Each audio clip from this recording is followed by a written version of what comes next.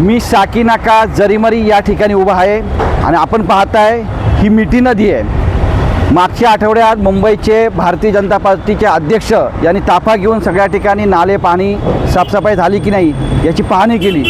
महापौर देखील दररोज दौरा करतात, पण कोणता दौरा करतात याचं काही आपल्याला माहिती नाही आहे।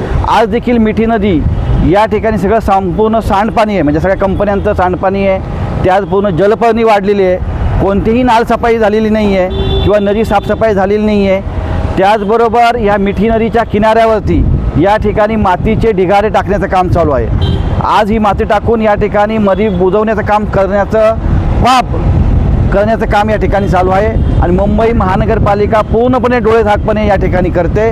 फक्त वरवरती नाले साफसफाई किंवा स्वच्छता झाली म्हणून सांगते, परंतु कुठेही नाले साफसफाई झालेली नाही आहे। मिठी नदी एवढी स्वच्छ असली पाहिजे, पण ती देखील साफसफाई झालेली नाही आहे। उलट या ठिकाणी मातीचे ढिगारे टाकून नदी तुंबवण्याचं काम करतात आणि याच ठिकाणी अशा प्रकारे पुढच्या 15-20 दिवसात जर पाऊस पडला तर मुंबई महानगरपालिका सांगेल की अतिरिक्त पाऊस पडला आणि नदी तुंबली आणि नागरिकांच्या घरामध्ये पाणी शिरलं। अशा पद्धतीचा महानगरपालिकेचा कारभार आहे। आपण जर पाहताय की नदी आता काही दिवसामध्ये या ठिकाणी बुजवली जाईल। जवळजवळ नदीचा 1/3 भाग या ठिकाणी माती टाकून बुजवण्याचं काम चालू आहे, परंतु एवढ्या दिवसाढवळ्या मुंबई शहरामध्ये मुंबई महानगरपालिकेचं संपूर्ण संबंधित अधिकाऱ्यांचं दुर्लक्ष होताना या ठिकाणी दिसतं आहे।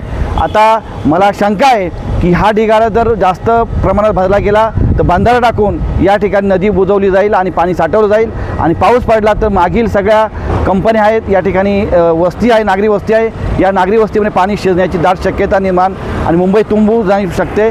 म्हणजे महानगरपालिकेचेच अधिकारी संगनमताने या ठिकाणी एका बाजूला नाले साफसफाई करत नाही, नदी स्वच्छ करत नाही, माती टाकून उलट बुजवण्याचं काम करतात, हा आमचा आरोप आहे।